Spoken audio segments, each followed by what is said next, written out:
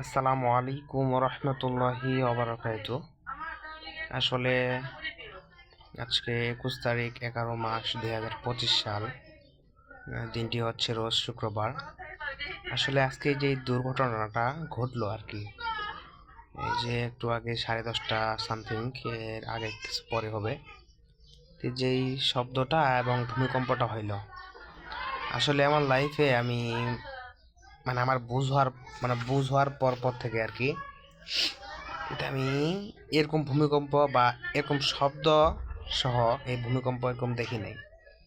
আসলে আমি ঢাকায় আছি, উত্তরাতে। তো যখন সেই ভূমিকম্পটা হয়, আমি ছিলাম রিক্সাতে, আমি আর একজন ছিল।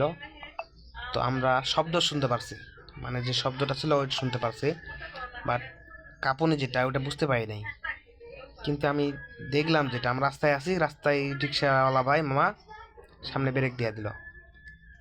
যত কিছু যত মানুষ ছিল আর কি, যারা হয়তো বা বসেছিল বা শব্দ পাইছে, শব্দ তো সবাই পাইছে, যারা শুয়েছিল, বসেছিল, হাঁটাচলা করতেছিল, সবাই বুঝতে পারছে। সবাই একবারে সবাই রাস্তায় রাস্তায় চলে আসে। কি একটা সবারই ভিতর একটা আতঙ্ক, কি একটা হয়ে গেল এত তাড়াতাড়ি। 5-7 সেকেন্ড হইলো আর কি, যদিও কিন্তু কেমন একটা খুব জোরে ঝাঁকুনি। যারা দোকানে ছিল বলতেছে আমার জিনিসপত্র এমন এমন এমন কোনো জিনিস পড়ে গেছে নিচে। আমি, সবাই বলতেছে ঢাকা শহরে এরকম এরকম এত দেখি নাই, আমার বুঝাবো সবাই এরভাবে বলতেছে আর কি।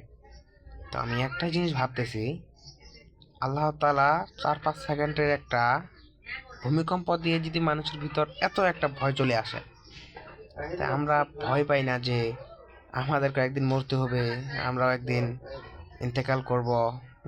আল্লাহ তাআলা যে নির্দেশগুলো দিছে আমরা যদি না পালন করি, তাহলে আল্লাহ তাআলা আমাদেরকে শাস্তি দিবেন, এটা জানা সবারই।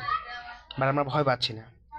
আসুন আজকের এই ভূমিকম্পটা থেকে শিক্ষা নিই, আমরা এই ভূমিকম্পটা থেকে শিক্ষা নিই যে আমাদের হাতে 1 সেকেন্ডেরও সময় নেই। এখন আছি, আগামী 1 সেকেন্ডে বাঁচে থাকবো, এটার কোনো নিশ্চয়তা নাই। অতএব সব কিছু ভুলে যা করছি আল্লাহ তাআলাকে স্মরণ করে আল্লাহর কাছে সব কিছু ক্ষমা চাই, মাপ চাই। আল্লাহ তাআলা ক্ষমাশীল। আল্লাহ তাআলা বলছেন ক্ষমাকারীকে আমি পছন্দ করি।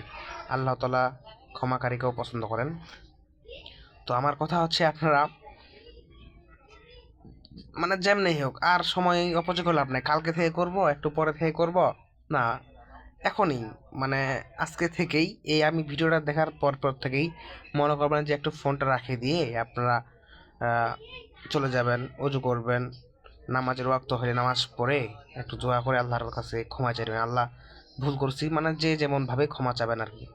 আল্লাহ তাআলা আপনি মন থেকে চাইলেই যেমনে চান, যেভাবে ক্ষমা চাবেন আল্লাহ আপনাকে ক্ষমা করে দিবে, বাট মন থেকে চাইতে হবে। তো আমার এটুকুই আকুল আবেদন এবং রিকোয়েস্ট যে আপনারা সবাই ক্ষমা চান এবং আজকের এই ভূমিকম্প থেকে শিক্ষা নিয়ে সবাই 5 ওয়াক্ত নামাজ পড়বেন, যথাযথভাবে আদায় করবেন। আল্লাহ যেভাবে বলছেন ঠিক সেভাবে আদায় করবেন, সবার সাথে ভালো ব্যবহার করবেন। আজকে আছি ভাই, কালকে নাও থাকতে পারি। আমি যে বলতেছি, আমি যে ভিডিওটা করতেছি, এই ভিডিওটা আমি নাও করতে পারতাম, এর ভিতরে আমার হায়াত চলে আমি চলে যেতে পারতাম। কতক্ষণ আসি না আসি বলা যাবে না।